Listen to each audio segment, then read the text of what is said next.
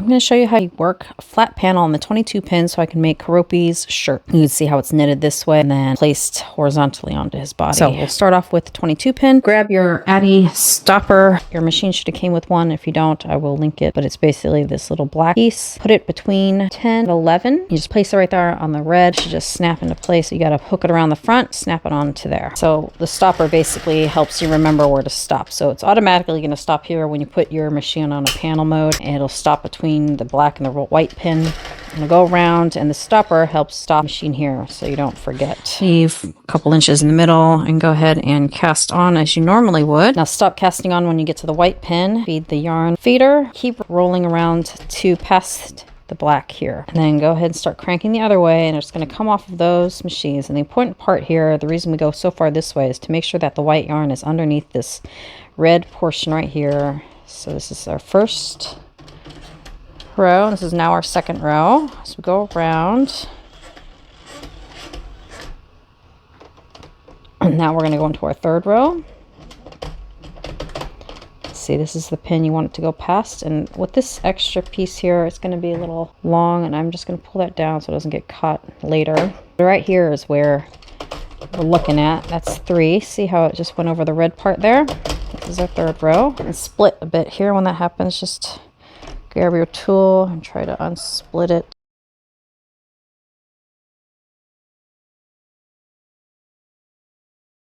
And then go back around. This is 4.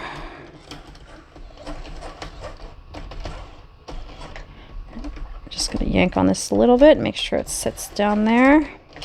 And here's 5. Okay, so you're at the end of 5. Just make sure this is down, seated well. Once you get to 5, open up your yarn feeder, and you don't want it to be threaded along the black.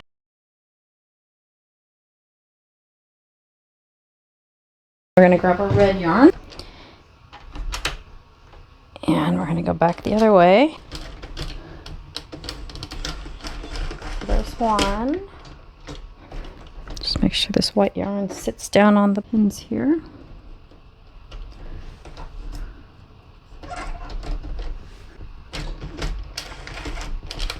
And back the other way for 2.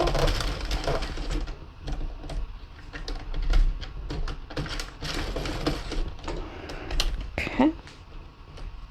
Grab that red yarn, bring it back there. There's 2, 3.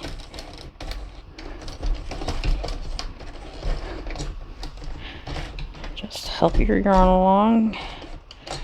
It's getting stuck there. And 4. And 5.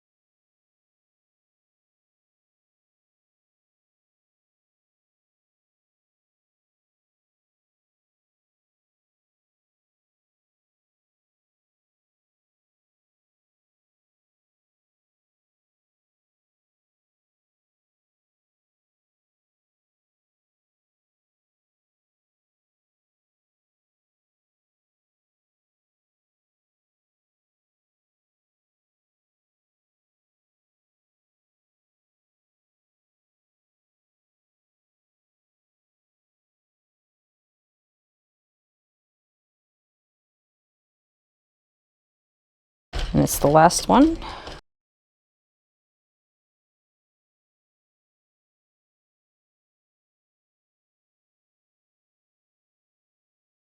Length of yarn. Go ahead and cast off normally would, and you're going to pick up each one of those pins with your darning needle. Your yarn already gone around, so you'll pick up each of your loops.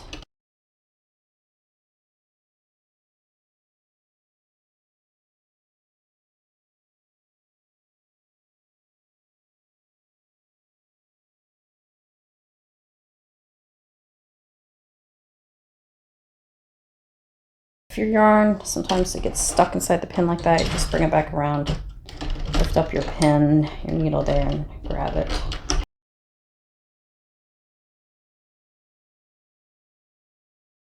Once you've finished your panel, taken it off your machine, you should have something that looks like this. Now on one end, you'll have all these loose ends, and you'll need to make sure you tie them together so they don't come undone. So just do a simple knot. Don't pull it too tight, just snug, and I just double knot it like that. At the end, after you've finished knotting all these, you could go in and weave your ends if you'd like, or you can just weave them in a little bit, which is what I'm going to do, and then cut them so that they're hidden on the inside, because then you're going to sew this piece onto Keroppi's body. Weaved in a little bit and cut off the ends. I've left a couple long pieces on there, and I'm going to use those to sew onto the body of Mr. Keroppi. You can see here, I've sewed both the top up to the edge here on the neckline, and then I did the bottom after I finished the top. I'm going to wrap it around him real snug, around his arms. And what we're going to do is sew it up on his neckline, under his arms, and all the way around. First thing you'll do is grab the end of the red yarn here, thread your needle, attach it to the other side. So you have this one. Just kind of tug on the white a little bit, tell where the top loops are, and you're going to grab the first two loops, top loops of the white, and go through those. And what we're doing is just attaching the two ends to two sides together, and go back through the first two red ones. Then you're going to go through the next two white ones, top loops, and then go back through the red ones, two red ones. Go back and forth where you're picking up the two loops. If it's hard to see, you might have to lift up on that last one to see where those loops are. See, there they are. That one and that one. That's why you kind of pull tight on that one to help identify where those loops are. Not too tight, because then it'll start distorting. This one and this one, this one, that one, and then the last two on the red here. Last one's hard to see, just kind of get through there, and then the last two on the white here. Kind of just make it even. If you make it too tight, it's going to distort it like that, so you don't want to make it too tight. So stretch it back out so it's going to be the right width as the rest of your shirt, where you like it. We're going to use the same yarn that we started with here and start sewing it to as close to the neckline and under the arms. So I'm just going to keep the seam right in the middle back. So just pick a little stitch here in the neck. That's where you cinched it down. And then what I'll do is I'll pick up back loop of the stitch here and go through the next stitch at the base of the neck. And then I do every other. So not this one, but this one. Stitch. That one, so this one, and continue doing this around. We're sewing it at the base of his neck as much as you can, and then I like to go under the arms. So I'll just keep doing this for you, and you can fast forward if you don't need to see this, but I know it can get kind of difficult with sewing, so I'll let you see my process.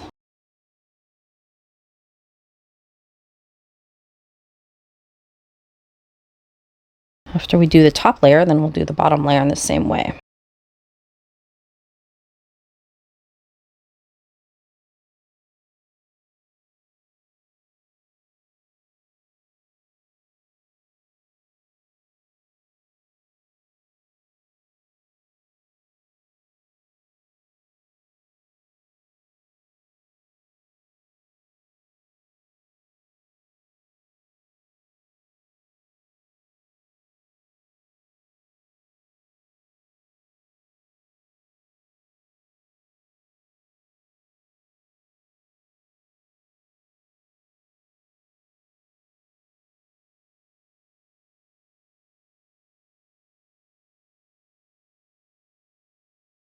Once you finish doing the top layer, sewing it on, I just kind of give it a little stretch to get it nice and even down at the bottom. And I'm going to do the exact same thing basically. I have a few extra pieces of yarn, and I basically drew that red one down after I sewed it on. And so I'll just grab back loop here, every other one or so, and pick up a stitch. So go to this one, and you could just use white if you wanted, so it doesn't show through, however you like it. And continue that along. Since this one's going to get short, I'm going to switch over to the white and just tie it underneath and continue on with the white yarn. So just make sure you flatten it out to make sure you have that last stitch on there. So you have the right one. I'll attach it, and then I pick up every other stitch or so and attach it on. So just continue that around for the base, and then after this we'll work on the bow tie. Grab your 22 pin machine, 2 balls of scrap yarn, and your black yarn. And here's my first scrap ball. Go between the white and the black, and cast on by going front and behind every other pin. 22 pin Addy, want to make sure you're kind of loose in the first 2 rows before you start putting your tension in there. Okay, so it should be good now. So I just do a few rows of the scrap yarn to start with, and then I'll go into my black yarn. So right before we get to the black pin, go ahead and take it out of your yarn feeder, put it in the middle, grab your black yarn. You just need a little bit. We're going to do 10 rows. Reset your counter to 0. You do 10 rows. Come up to the 10th row here. Grab your scissors, cut it. Grab your other scrap ball yarn, which is this one for me. Open up your yarn feeder, place the black yarn in the middle, make sure it stays under the last white pin. Grab your scrap yarn, go around for at least 5. Once you get to 5, put it in the middle, and then just go around twice to take your project off of your machine. All right, grab your crochet hook. I am using a 3.75 millimeter crochet hook from Clover. Now take a look at your tube here. Get all the little yarn ends, place it on the outside.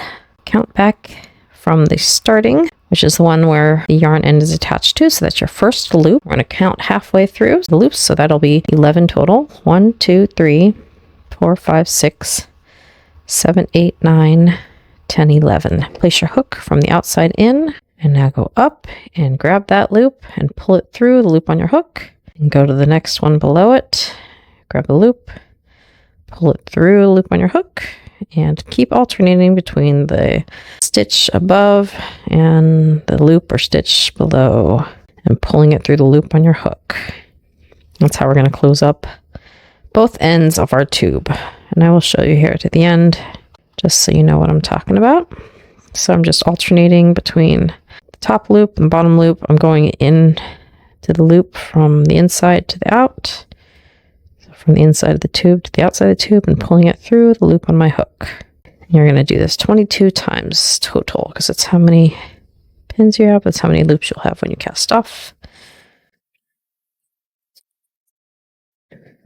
This is going to be little Keroppi Frog's bow tie, which he likes to wear in his TV shows, if you ever watch Hello Kitty and Friends. I just used really a scrap ball of black yarn, and that's all you needed, was just 10 rows, not much, but we are going to use a little more. Okay, so at the end here it gets a little tricky, and so you want to do is just make sure you've identified that last stitch, pull it through, and then you're going to come up to the very last section here, and we just want to make sure that we grab the yarn end. And so what we can do is check to see it's the last one. So now you're going to grab the yarn end, which is the black one here, pull it through. Now you can get rid of your waste yarn. For the one that we cast off, it's really easy. All you do is pull on the yarn end and it comes right off. Super simple. And what you can do is just check. If you dropped any stitches, it's pretty easy just to pick it up right away if you can check first. So I can look here and see nothing's dropped there, and just yank on it to see if anything's going to pull apart, and it looks good. Okay, so let me show you again on this side. So you make sure all your ends are out, not stuck inside the tube. Make sure they're all out. Find your first loop, which is at the top of the yarn end. So here's one. Count back halfway, half the amount of pins that you have on your machine, which is 11 of your 22 pin machine. 1, 2, 3, 4, 5, 6, 7, 8, 9, 10, 11. So into the 11th stitch, you'll put your hook in from the outside inward and go from the inside outward of this loop above it and pull it in. So I rotate my work so that it's like this now, horizontal to me.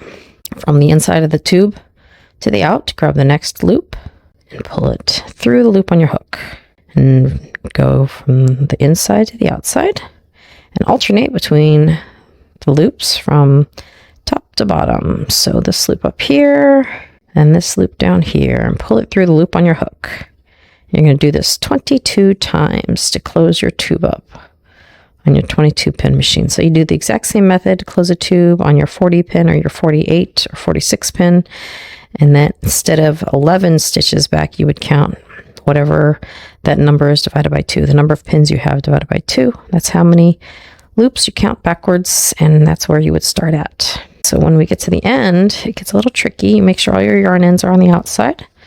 And sometimes I like to just take a look to see how many I got left, how many I got going on next. Then just keep going through because you don't want to forget a stitch. If you miss one, it's typically the very last one because it can get tight and sometimes it gets hidden in there. And so you miss it once in a while. So here's this one.